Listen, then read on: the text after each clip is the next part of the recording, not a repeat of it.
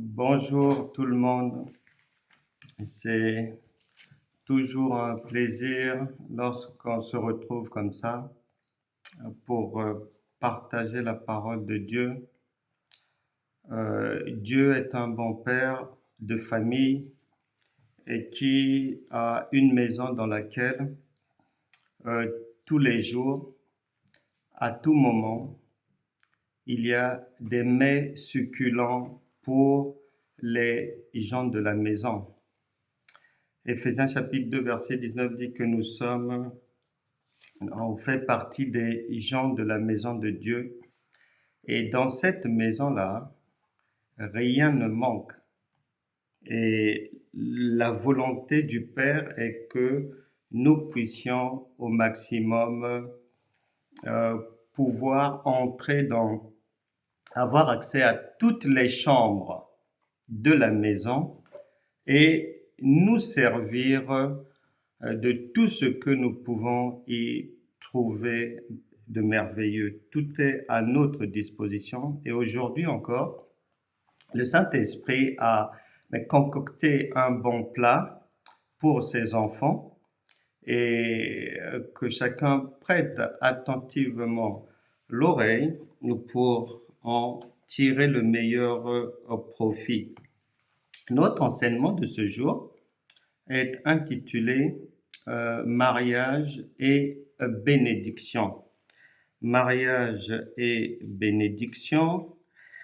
Bénédiction, c'est plusieurs bénédictions parce que dans la maison du Seigneur, il y a à boire et à manger à foison, c'est à volonté, donc c'est plusieurs bénédictions.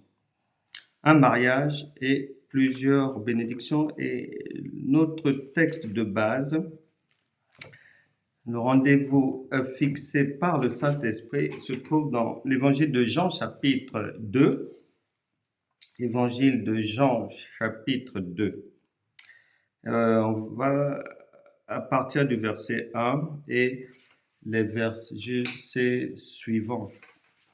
Avant d'entrer dans le vif du sujet, j'aimerais quand même faire un rappel, bref rappel, pour rappeler à tout un chacun que dans la maison du Père, les mets succulents sont excellemment préparés. C'est comme une femme lorsqu'elle fait ses plats, elle va veiller à ne rien louper. Il faut qu'elle mette les oignons, l'ail, l'huile, tomates. Elle sait à quel moment jeter le persil, poireau, tout ça là, elle sait. Et pour que les gens qui vont déguster le plat puissent être contents, elle va veiller à ne rien louper. Et nous aussi, dans la parole de Dieu, lorsque on la médite, lorsqu'on écoute le Seigneur, on est tenu de ne rien louper parce que il est dit que il ne faut jamais louper le début. Alors, le début consiste à toujours avoir à l'esprit que Dieu est toujours présent. Dieu ne s'adresse pas aux morts. Dieu ne s'occupe pas des absents. Ensuite, que Dieu, il parle de plusieurs manières. Il est comme une mère qui ne se fatigue pas de rappeler les choses à l'enfant d'une manière ou d'une autre pour lui permettre de comprendre au mieux. Il faut aussi retenir que la parole de Dieu, des Écritures, ne sont pas un roman. Un roman, tu commences à A, que voilà, il avait 7 ans, tu commences à raconter l'histoire, tu vas passer à 8 ans, 9 ans, 10 ans, jusqu'à tu finis l'histoire, il a 35, 40 ans. Dieu ne fait pas ça. Il peut commencer par 35, il peut commencer par 25, il peut commencer par 8 ans, il peut commencer par 1 an. Bref, il peut emprunter toutes les voies pour arriver à son résultat. C'est pour ça que la Bible déclare qu'il parle tantôt d'une manière, tantôt d'une autre. Donc, quand Dieu parle, ce qu'il dit n'est pas chronologique comme ce que les hommes peuvent comprendre. Savoir aussi que Dieu est esprit et savoir que quand je disais que les Écritures, c'est pas un roman, par exemple, je te donne un exemple. Quand tu ouvres ta Bible, tu vas trouver le livre de Job au milieu là-bas et les Abraham sont vers le début là-bas, mais il s'avère que Job a vécu bien avant les Abraham et tout. Donc Dieu a sa manière de nous parler, de nous raconter les choses, de nous conseiller. Et un autre élément à retenir avant d'entrer dans le vif du sujet, c'est que Dieu parle toujours d'abord de lui-même. 1. 2. Ensuite, il parle de toi. 3.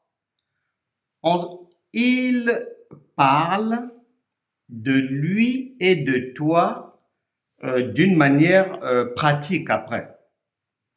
Et donc, dans ce qu'on va voir, le Saint-Esprit voudrait que tu saches bien qu'il parle de lui et de toi, pas d'une autre personne.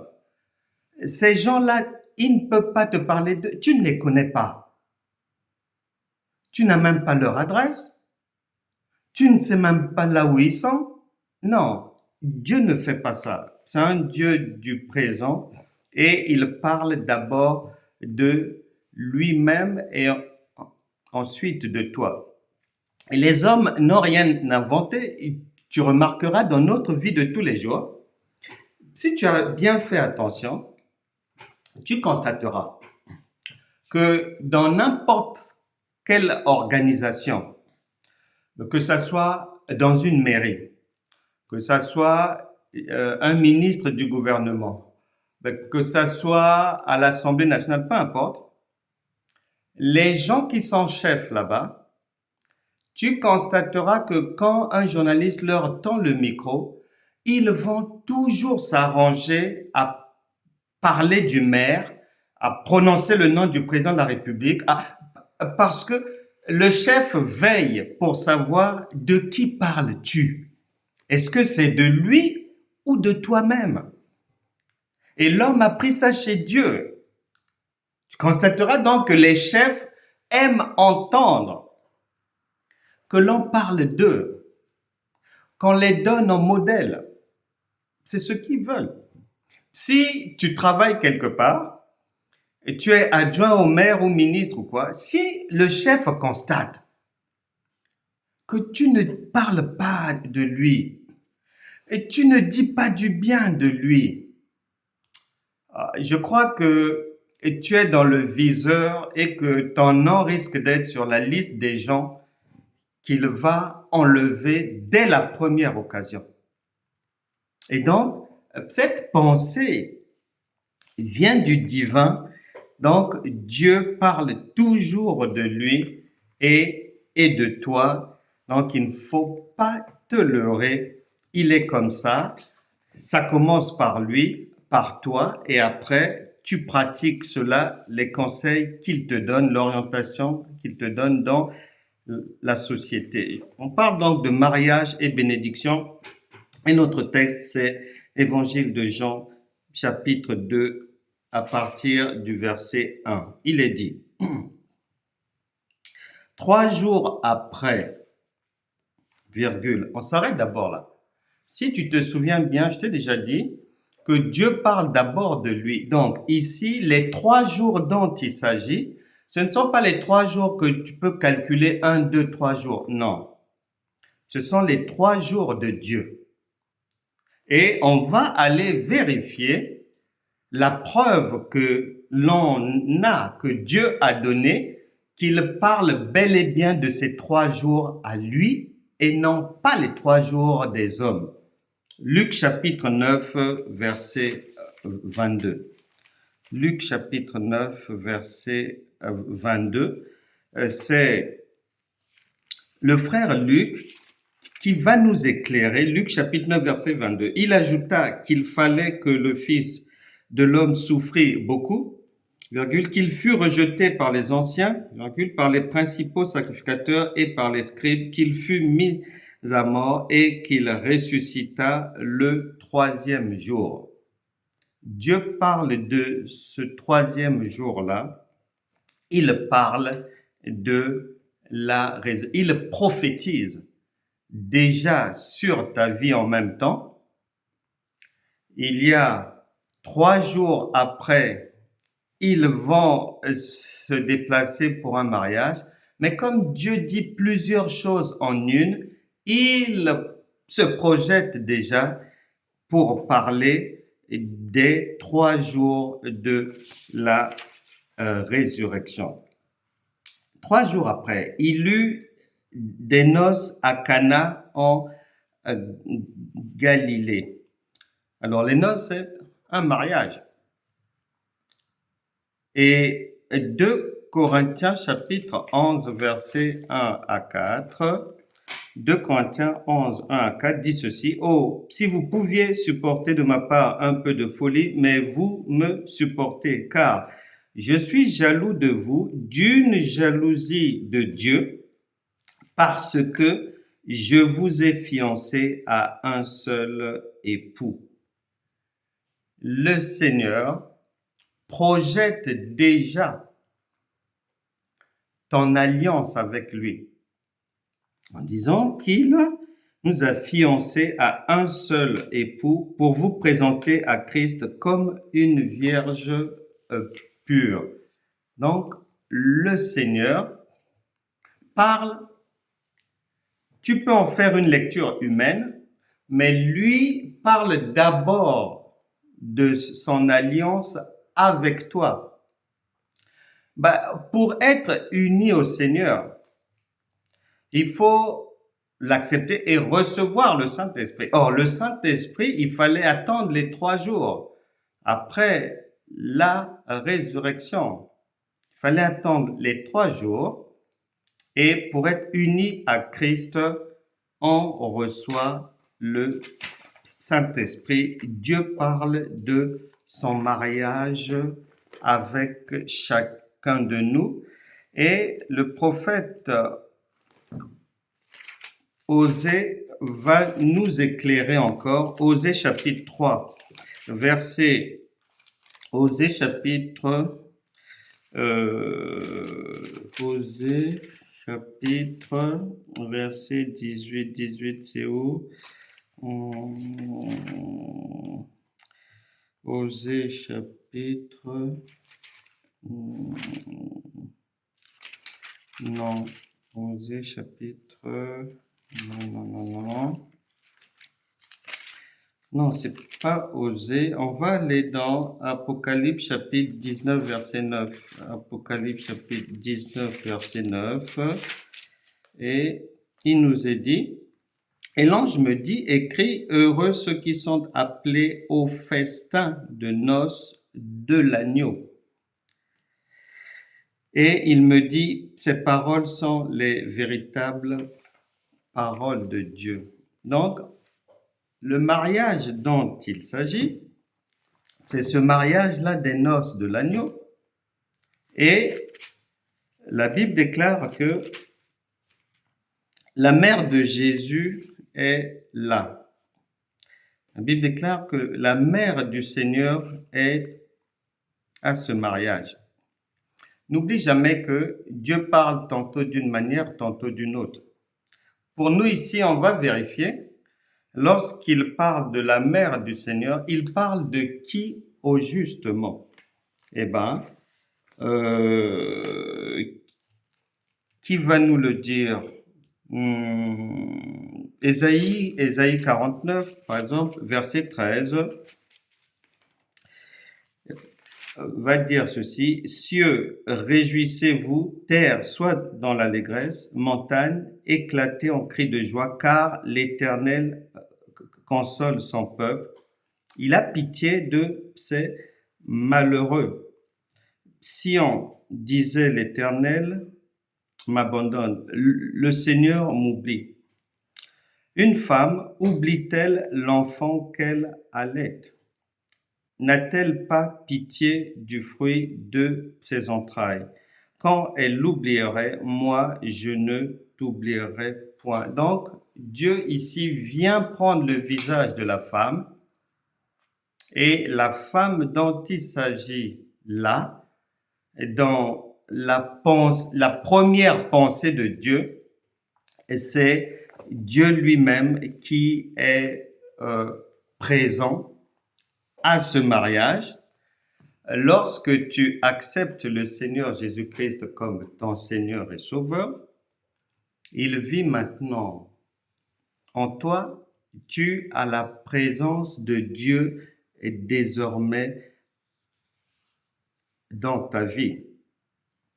Et la Bible déclare que Jésus fut aussi invité aux noces avec ses disciples.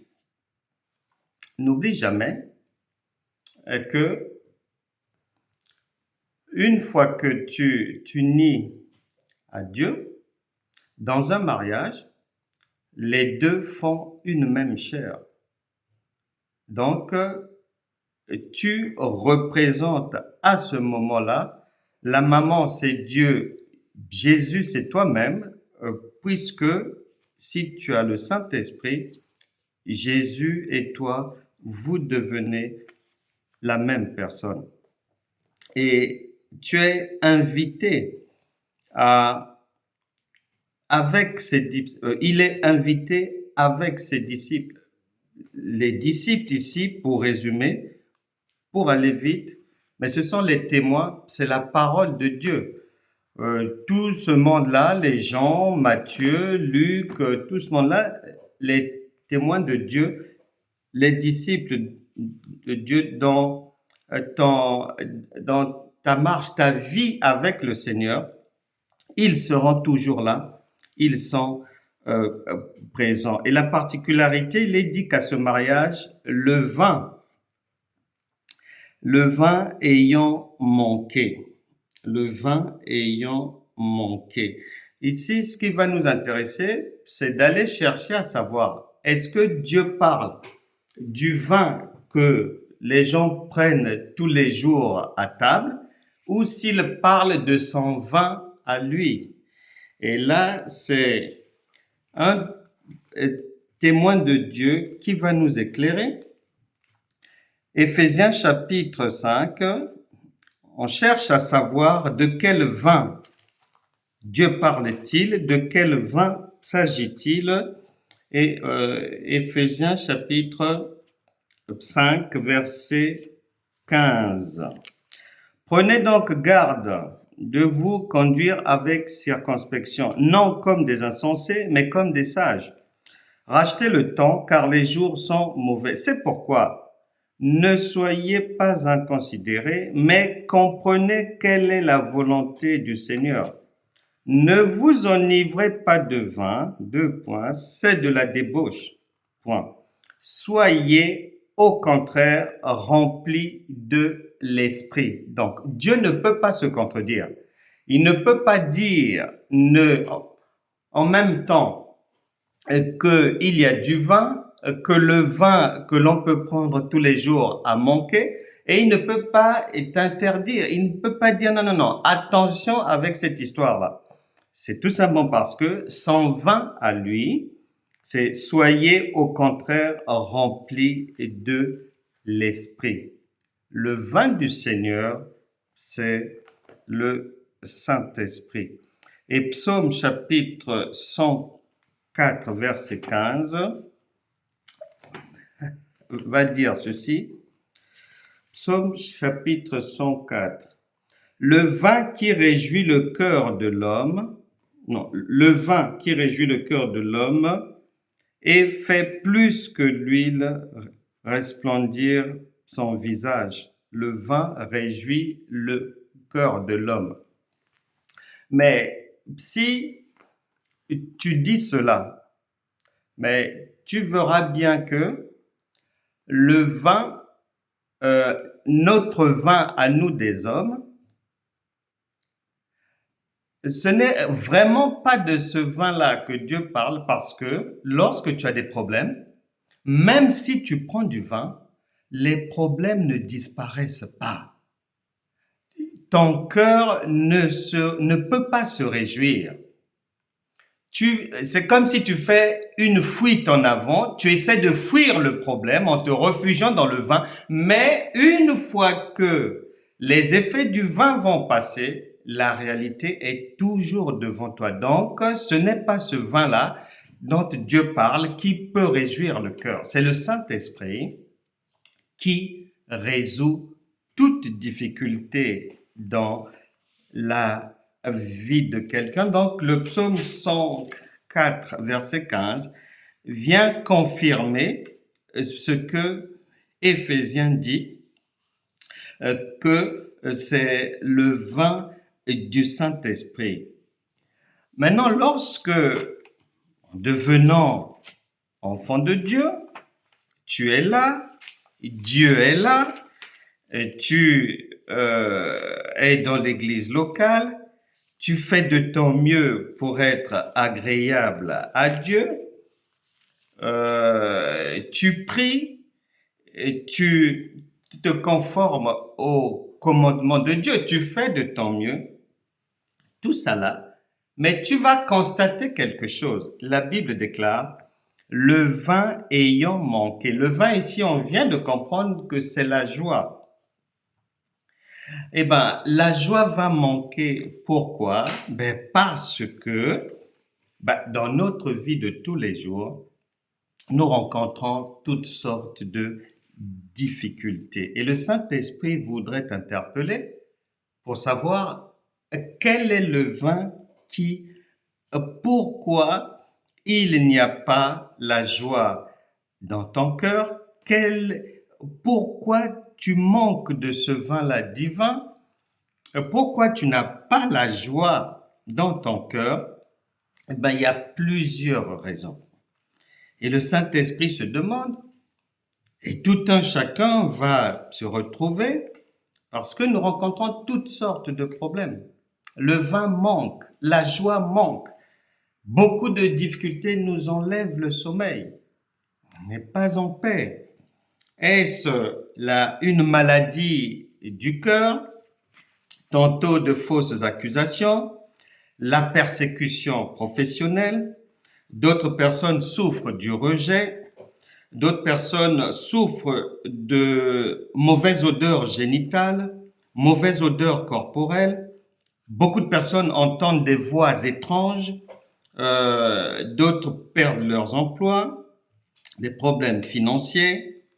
Il y a beaucoup de gens, l'argent s'évapore, d'autres c'est le divorce, célibat sans fin. Je pense à cette sœur qui venait d'être plaquée par un 6e fiancé et qui était vraiment dans les larmes. D'autres personnes souffrent d'attaques sataniques. Il leur manque la joie dans leur cœur. Et la joie, il n'y a que Dieu qui peut la porter. Il n'y a que le Saint-Esprit, il n'y a que ce vin-là qui peut faire en sorte que le cœur se réjouisse. D'autres personnes ont été empoisonnées. Il y a des maladies dites incurables, diabète, insuffisance rénale, obésité, paralysie. Et d'autres sont condamnés injustement, d'autres sont sanctionnés. Il y a des victimes d'inceste, de viol dans le sommeil. Plusieurs sont plongés dans l'homosexualité, des pulsions incontrôlées, la stérilité, des échecs à répétition, violence conjugale, la trahison, le manque, les problèmes administratifs, beaucoup de difficultés, drogue, tabac et autres. Donc, lorsque le vin de Dieu, lorsque la joie que Dieu procure manque, il y a ces difficultés. Parce qu'il n'y a que le Saint-Esprit qui peut débarrasser tout un chacun de toutes ces difficultés. Et la Bible déclare que, au verset 4, 3, le vin ayant manqué, la mère de Jésus lui dit, ils n'ont plus de vin. Au verset 4, Jésus lui répondit, femme, qu'y a-t-il entre moi et toi? Mon heure n'est pas encore venue. Eh ben, pourquoi son heure n'est pas encore venue? Parce que la question, pour que Dieu t'apporte cette joie, pour qu'il enlève ses soucis, ses difficultés, il a dit ceci dans le livre du prophète Sophonie, en Sophonie chapitre 2, Sophonie chapitre 2, le Seigneur va nous dire, mais ce qu'il en est, Sophonie chapitre 2, versets 1 à 3, rentrez en vous-même, examinez-vous. C'est de ça qu'il s'agit. Lorsque le Seigneur, le Saint-Esprit, qui est en toi, dit que pour le moment, il ne peut pas encore agir, ben, il y a une raison. Est-ce que tu t'es examiné? Est-ce que ta vie est en ordre? Comment te comportes-tu avec les enfants, au travail, avec le mari? Sophonie dit, rentrez en vous-même, examinez-vous, nation sans pudeur. C'est de ça qu'il s'agit. Tant que le Saint-Esprit trouvera qu'il y a des choses quand même qui ne sont pas encore clean dans ta vie, eh ben, il va attendre. L'heure n'est pas encore arrivée.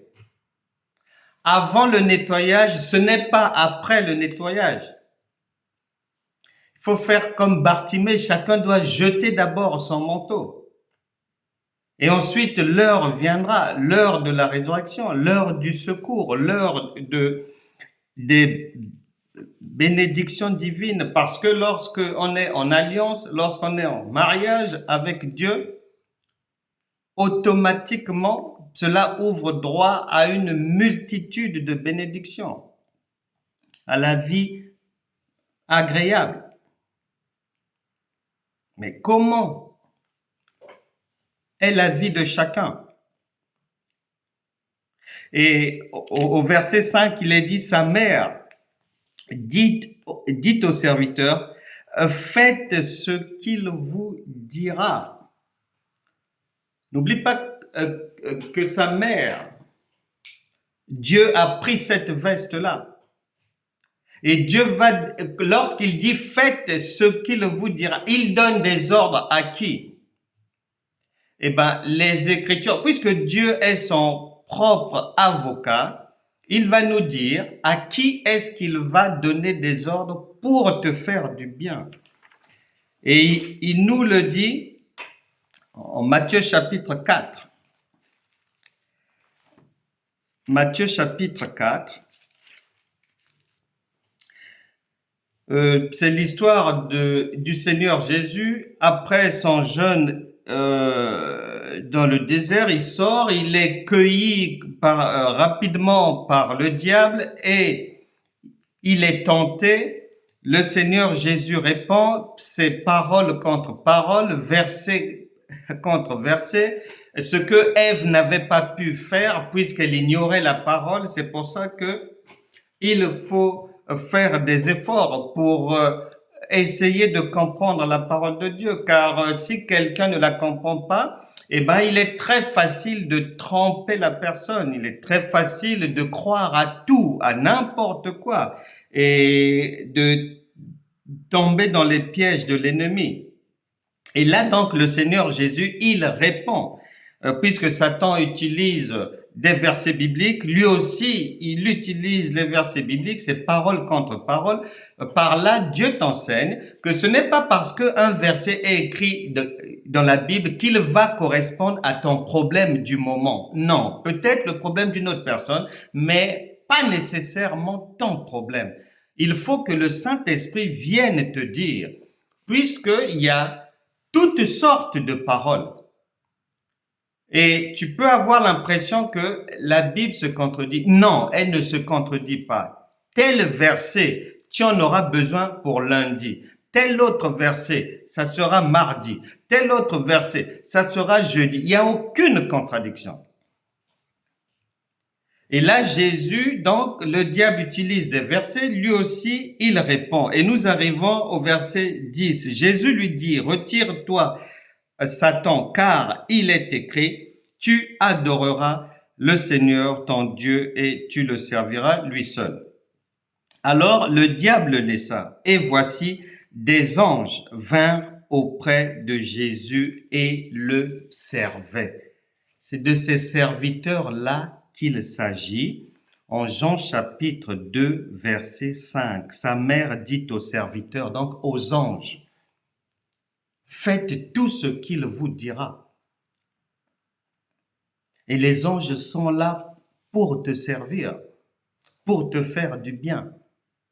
De la même manière que le Seigneur Jésus. Mais le problème, c'est que Jean chapitre 9, verset 31 vient dire que Dieu n'exauce pas les pécheurs. Donc, tant que quelqu'un est dans le péché, tant que quelqu'un est dans la désobéissance, tant que tu fais des choses que Dieu ne t'a pas demandé de faire, ou bien tu comprends mal, ou bien tu penses bien agir, mais tu ne sais pas que ce que tu fais, c'est de la désobéissance à la parole de Dieu, eh ben, tu es dans le péché parce que ne pas faire ce que maman dit pour un enfant, c'est désobéir à maman.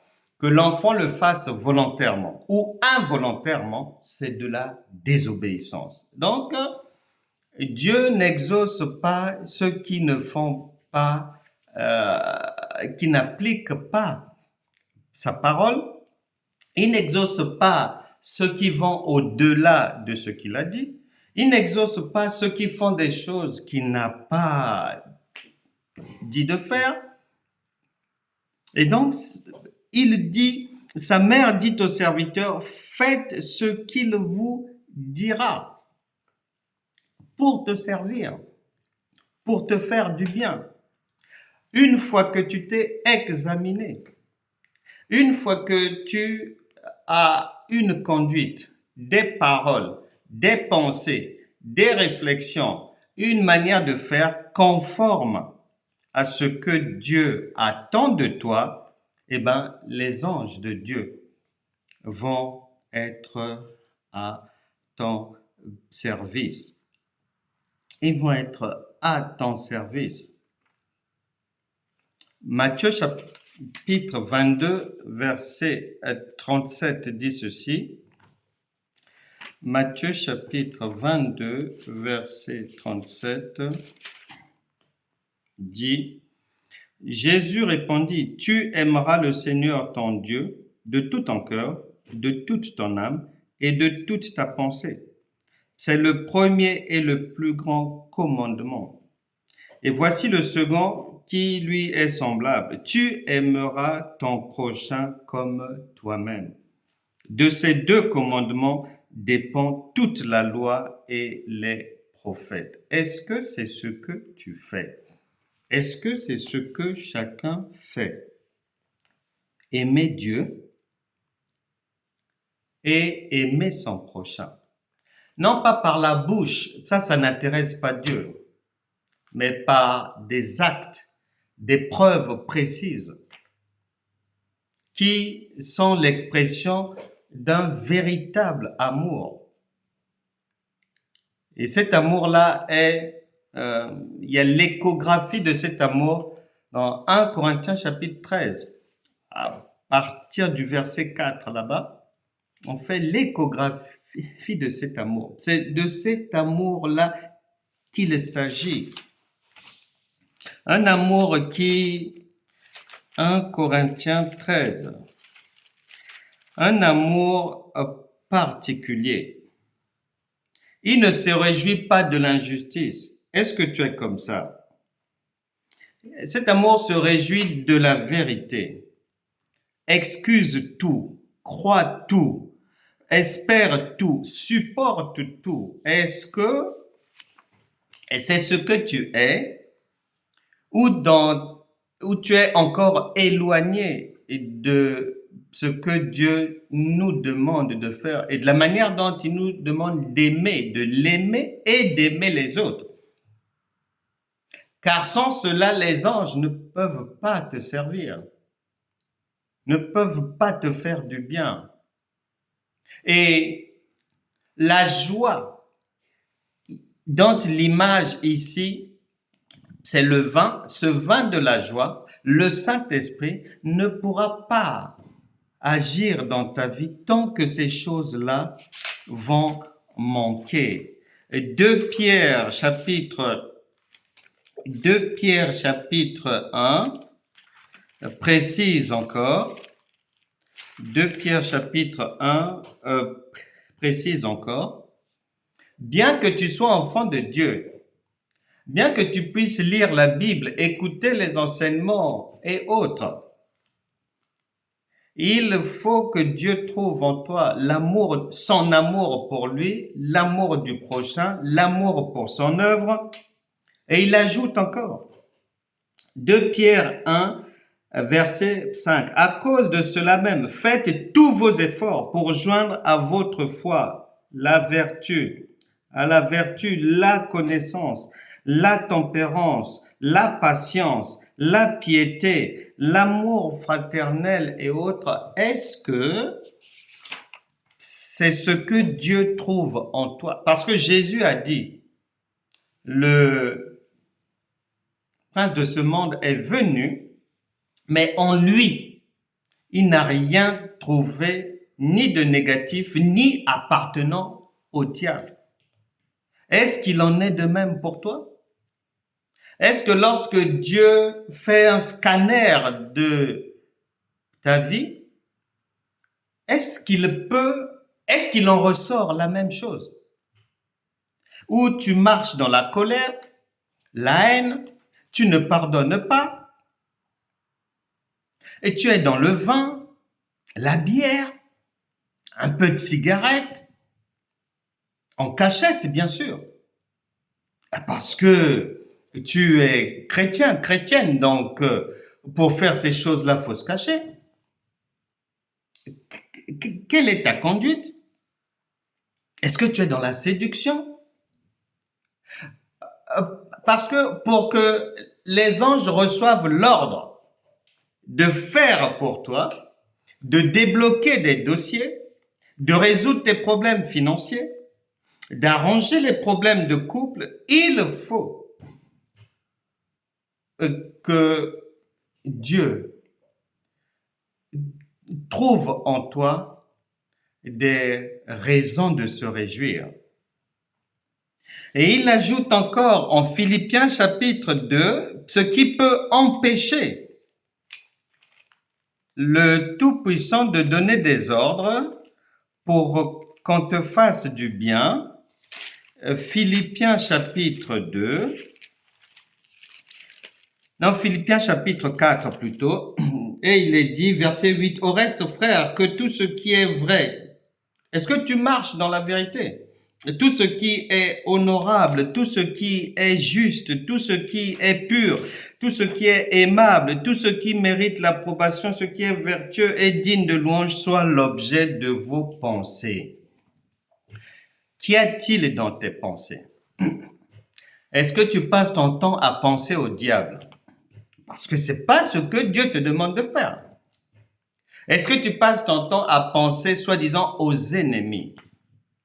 Est-ce que tu as des images des gens dans ta tête que tu aimerais même bien étrangler? C'est pas ce que Dieu te demande de faire. Le vin de la joie peut encore manquer parce que lorsque il manque ceci, mais le fruit de l'esprit, c'est l'amour, la joie, la paix, la patience, la bonté, la bénignité, la fidélité, la douceur, la tempérance. Galates chapitre 5, verset 22. Est-ce que le Seigneur trouve ces choses en toi? Zacharie chapitre 8, Zacharie chapitre 8, verset 16. Voici ce que vous devez faire, 2 points. Dites la vérité chacun à son prochain. Est-ce que tu vis dans le mensonge ou est-ce que tu es dans la vérité? Marc chapitre 11, verset 25 à 26, là-bas, c'est le problème du pardon. Le Seigneur te demande de pardonner. Tu dois pardonner. Éphésiens chapitre 4, verset 24. Éphésiens chapitre 4, verset 24. Il est dit ceci. Et à revêtir l'homme nouveau, créé selon Dieu dans une justice et une sainteté que produit la vérité. C'est pourquoi renoncez au mensonge. Que chacun de vous parle selon la vérité à son prochain. Mais ça ne s'arrête pas là. 1 Corinthiens chapitre 6, parce que ce vin-là, le vin du Seigneur, le Saint-Esprit, pour qu'il soit agissant, il faut qu'il trouve une terre fertile, favorable, propre. 1 Corinthiens chapitre 6, il est dit ceci à partir du verset 9. Ne savez-vous pas que les injustes n'hériteront point le royaume de Dieu? Ne vous y trompez pas, 2 points, ni les impudiques, ni les idolâtres, ni les adultères, ni les efféminés, c'est-à-dire les homosexuels et autres, ni les infâmes, ni les voleurs, ni les cupides, ni les ivrognes, ni les outrageux, ni les ravisseurs n'hériteront le royaume de Dieu. Tout n'est pas d'être présent dans la maison du Seigneur. Le plus important, c'est la mise en pratique de ce que le Père dit. Tout n'est pas d'être présent au mariage que Dieu a convoqué. Tout n'est pas d'être présent aux noces de l'agneau. Non, faut encore en avoir le vêtement qui correspond à la cérémonie. Un vêtement propre. Pour que, lorsque le vin de la vie, la joie va manquer, parce que la vie sur terre, elle est comme ça. Ça peut aller bien aujourd'hui, et demain, il y a un problème. Le mariage a bien commencé, et après, le vin de la joie, le vin de l'amour, le vin du bonheur peut manquer. Le travail, c'est pareil. À un moment donné, dans la vie sur terre, on peut rencontrer... On n'avait pas commencé malade. Et un jour, un accident arrive, quelque chose qu'on n'a pas prévu. Et cet accident vient enlever la joie dans le foyer. Il n'y a plus de vin divin. La joie est partie. Mais lorsqu'on est en alliance déjà avec Dieu, lorsqu'on est déjà conformément à Éphésiens 5, déjà, lorsqu'on a déjà reçu le Saint-Esprit après les 3 jours et que on participe aux festivités avec Dieu, il y a la joie dans la vie. Le jour où un accident arrive, le jour où une faillite arrive, le jour où une perte arrive, le jour où le vin de la joie du Seigneur va manquer, le vin qui donne le goût de vivre va manquer, eh bien, il est dit ceci. Or, il y avait là 6 vases de pierre destinés aux purifications des Juifs et contenant chacun 2 ou 3 mesures. Jésus leur dit, une fois que tu te purifies, ils se sont purifiés. Ils étaient dans des difficultés. La vie était devenue amère. Comme Dieu est là, comme le Saint-Esprit est là, il a attendu que ces gens se purifient en disant, comme on vient de le faire dans les Écritures, ce qu'il y a lieu de faire. Manifester l'amour de Dieu, obéir à Dieu, laisser la colère, laisser l'impulsivité, ne plus injurier, laisser les gros mots, etc., etc. Donc, les instructions pour sortir du problème ont été données. Et ces gens ont mis en application. Pourquoi tu ne mets pas en pratique? Il faut mettre en pratique la parole. Et il est dit que Jésus leur dit, remplissez d'eau ces vases, et ils les remplirent jusqu'au bord. Puisez maintenant, leur dit-il, et portez-en à l'ordonnateur du repas. Et ils en portèrent. Quand l'ordonnateur du repas eut goûté l'eau changée en vin, ne sachant d'où venait ce vin, voilà. Tu ne peux pas savoir d'où viendra le secours de Dieu. Et comment il viendra, tu peux pas le planifier. Tandis que les serviteurs qui avaient puisé l'eau le savaient bien, il appela l'époux et lui dit, tout homme sert d'abord le bon vin, puis le moins bon après quand s'est enivré. Toi, tu as gardé le bon vin jusqu'à présent. Tel fut à Cana en Galilée le premier des miracles que fit Jésus. Il manifesta sa gloire et ses disciples crurent en lui. Tu vois bien que le miracle de Dieu commence par ton alliance avec lui, ton mariage avec lui. Et c'est ce mariage-là qui va ouvrir la porte des bénédictions. Ce mariage-là, le fait de devenir enfant de Dieu sécurise ta vie parce que la vie sur terre, ça va toujours secouer.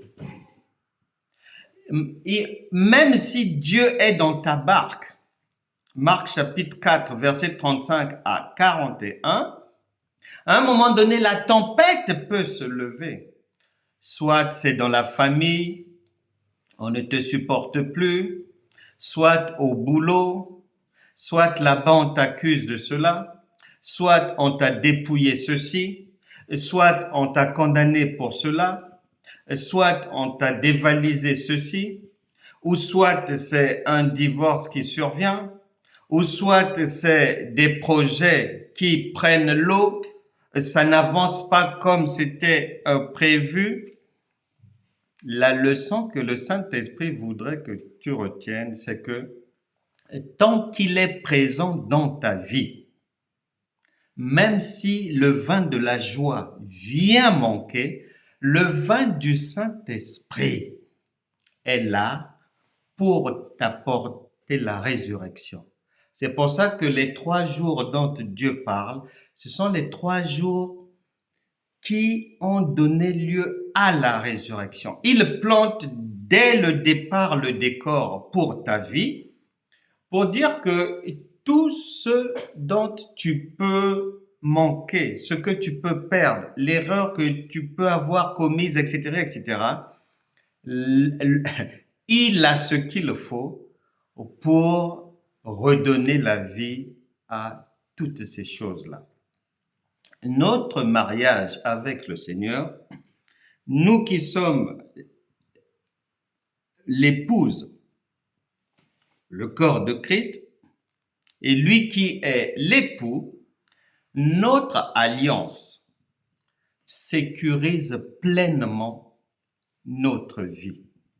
Tu ne peux jamais échouer lorsque Dieu est réellement dans ta vie. C'est une injure à Dieu. C'est comme un crime de pouvoir dire ou accepter que Dieu soit dans ta vie et que ta vie reste amère. Non, il y a quelque chose qui ne va pas de ton côté. Il y a des réajustements à faire. Mais c'est comme si tu dis que tu vis dans la présidence avec le président Macron et qu'il va te manquer à manger, il va te manquer un véhicule, il va te manquer des vêtements, il va te manquer de l'argent, il va te manquer de l'argent de poche, il va te manquer des bijoux. Mais c'est une injure. Mais c'est de la folie. C'est impossible. Et ça se passe sur la terre des hommes mortels. Et là, nous sommes dans le royaume de Dieu.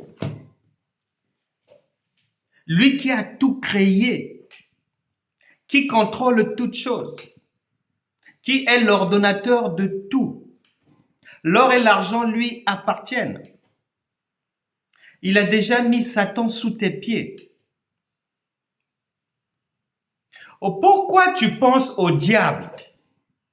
Est-ce qu'ici tu as entendu, lorsque le vin a manqué, est-ce qu'on a accusé quelqu'un? Est-ce qu'une personne a été mise en accusation? Ah, Satan, ah, ce sont les démons, ah, là-bas, c'est... Non. Parce que si Dieu accuse quelqu'un, il n'est plus Dieu. Puisque c'est lui qui est le chef de tout. Si Dieu accuse quelqu'un, il n'est plus Dieu.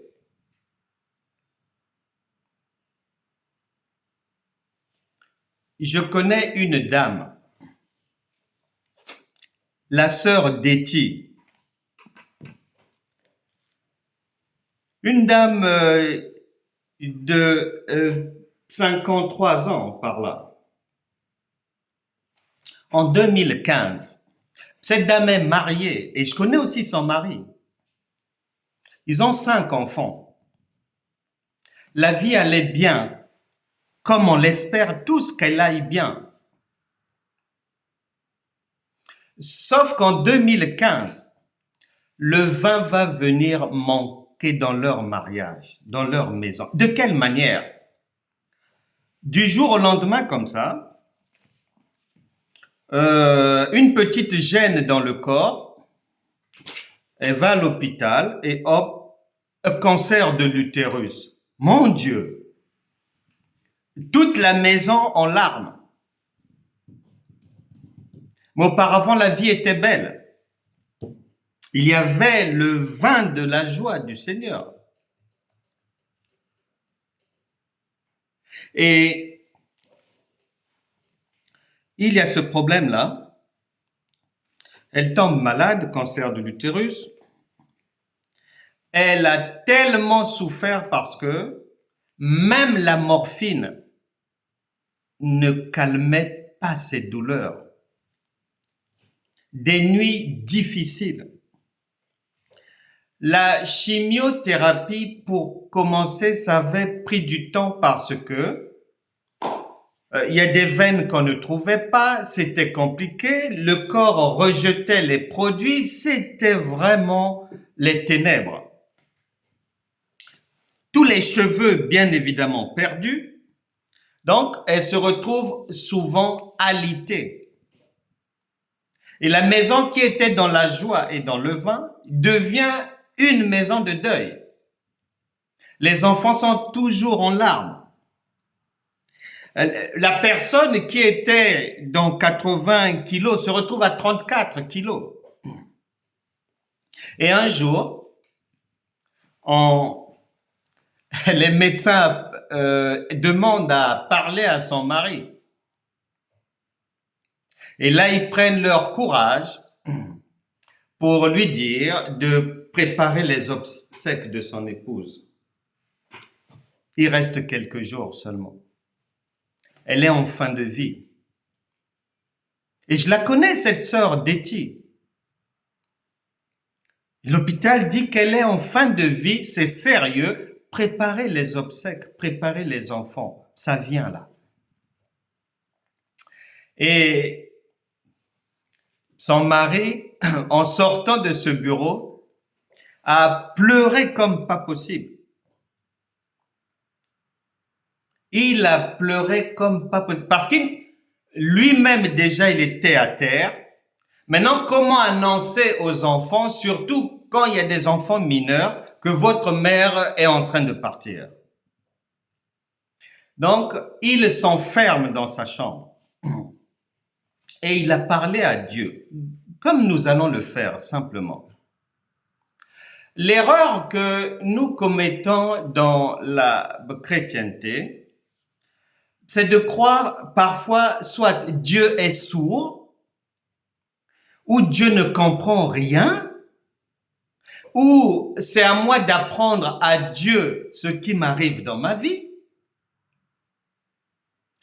Même dans ce monde, as-tu déjà vu une autorité parler fort ou crier? Quand quelqu'un a l'autorité, il parle simplement et toute l'armée s'exécute. Tous les ministres s'exécutent. Le président Macron n'a pas besoin de crier. Il va crier pourquoi? Il n'est pas fou. Et les gens pensent donc que chez Dieu, faut crier, faut marteler, il est sourd, faut le remuer. Mais non, c'est une injure. Et ce jour-là, ce frère-là va simplement dire à Dieu, je ne sais plus comment prier, Seigneur. Tu connais la situation, s'il te plaît, sors ma maison de cette situation.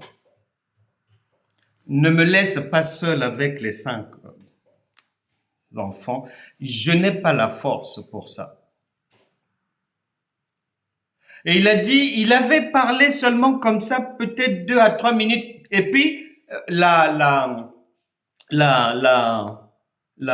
tristesse, et les larmes l'ont emporté dans un sommeil. Et il a dormi et puis, il essayait de se réveiller comme il pouvait. Et toute la maison va constater qu'à partir de ce jour-là, puisque madame elle-même, elle a 34 kilos, elle est en fin de vie, il n'y a plus de force, les enfants en larmes, le mari à terre, Dieu s'est arrangé à ce que plus personne n'ait la force même de prier ou de crier, parce que Dieu n'est pas sourd. Donc il n'y a plus de prière dans la maison, surtout des prières stupides. Mais ils vont constater que c'est le mari qui dit que il a constaté 2 jours après que sa femme avait commencé à bouger, refaire des mouvements qu'elle ne faisait plus parce que le calvaire durait depuis 4 ans. 2015 à 2019. Et jour après jour, elle a repris des forces comme ça. Le mari a constaté que les cheveux revenaient, ça repoussait. Un jour, elle a repris à boire. Elle a repris à manger. Et aujourd'hui, au moment où je vous parle, l'autre jour, je l'ai vue comme avant avec ses 80 kilos. Mon Dieu. Ça m'a donné la chair de poule.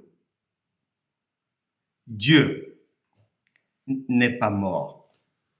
Et il ne te laissera jamais dans des difficultés. C'est pas possible.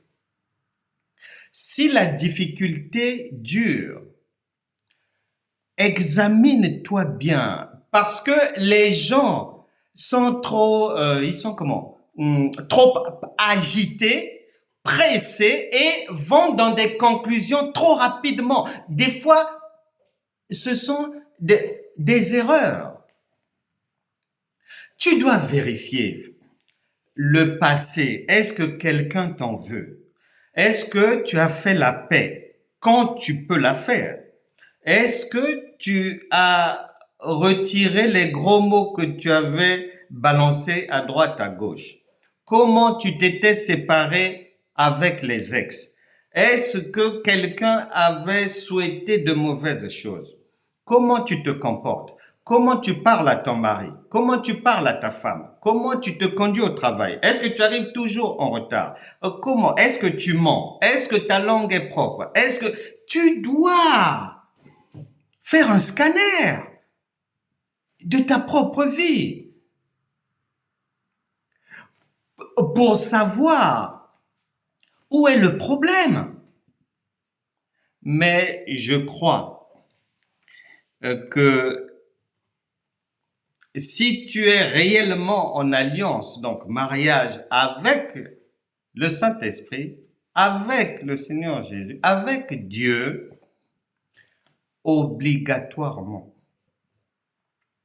les difficultés vont disparaître.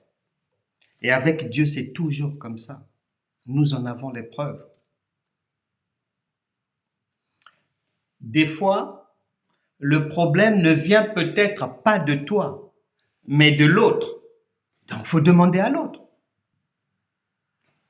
Comment il s'est conduit?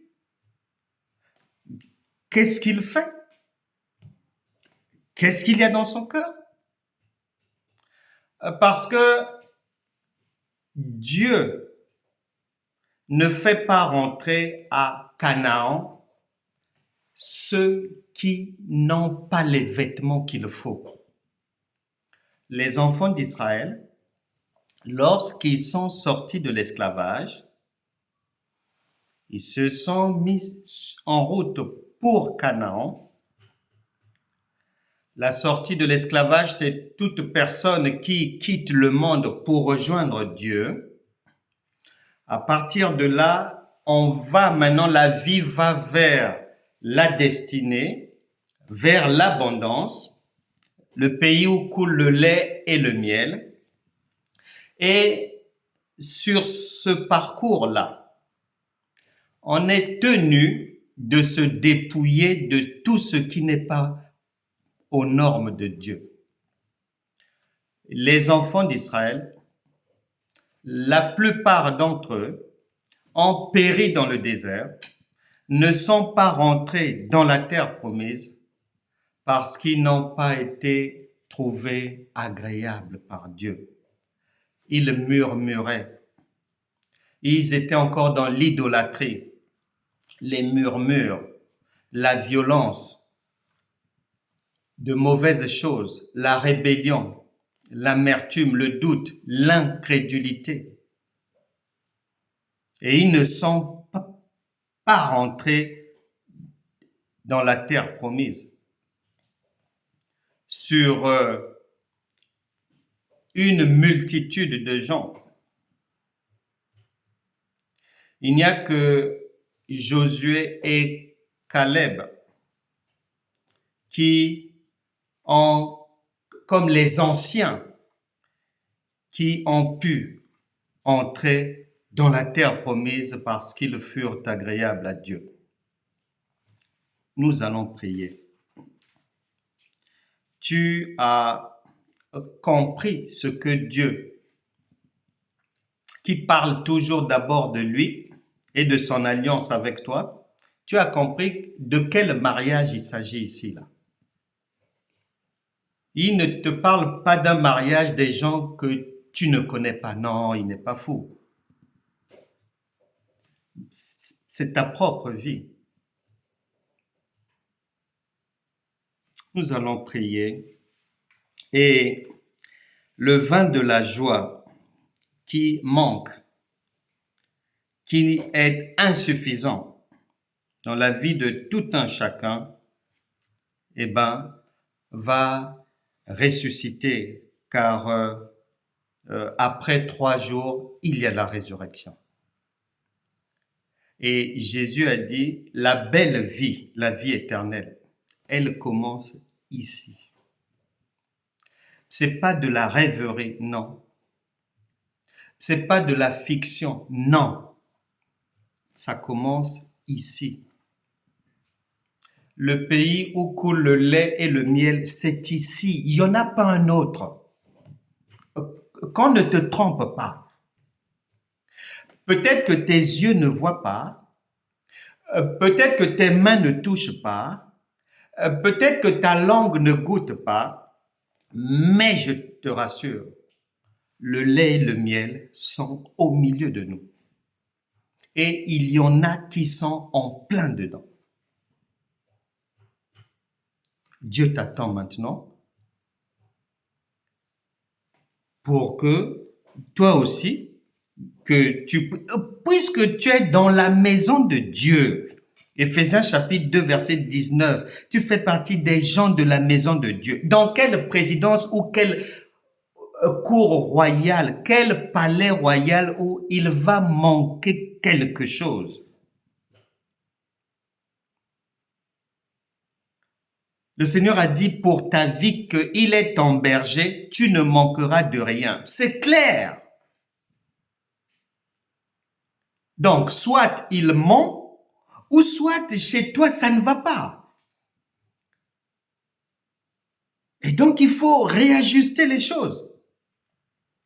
Parce que la montre tourne, les jours sont comptés. Plus vite je fais pour comprendre et réajuster les choses, et plus rapidement je touche au lait, au miel, à la vie abondante, et mieux ça sera. Si je traîne, le perdant, c'est moi-même. Parce que ma Bible m'apprend que Dieu n'ajoutera pas une seule seconde ou un jour de vie à qui que ce soit. Ça n'existe pas. Avant qu'on ne vienne dans ce monde, nous sommes dotés d'un nombre de jours précis. Ça ne bougera jamais. Qu'il y ait des maladies ou pas, accidents, aussi, cela, non, ça ne bougera pas. Et donc, c'est dans l'intérêt de chacun de tout faire pour aller enlever ce qui doit être enlevé, revêtir Christ et se servir à la table du grand roi. Nous allons prier. Le Seigneur connaît par quoi chacun de nous passe, mieux que lui-même même. Puisque des fois, tu peux avoir des problèmes qui te tombent sur la tête, tu te demandes, mais ça sort d'où? Mais lui, il sait d'où ça sort. Il connaît l'origine. Et donc, dispose ton cœur. Nous allons prier. Et de la manière la plus simple, car Dieu est toujours simple comme une mère avec son enfant, et tu verras que ce qui avait manqué, la joie qui te manquait, la joie qui était partie, tu vas la voir revenir dans la vie et tout ira bien. Prions ensemble comme ceci. Seigneur Jésus-Christ, je te demande pardon pour tous mes péchés. Je décide de mettre ma vie en ordre. Je me libère de toute pollution ancestrale, démoniaque. Je chasse tout esprit chargé de me limiter ou de me pousser vers les erreurs. J'ordonne à tout esprit gardien de quitter ma vie.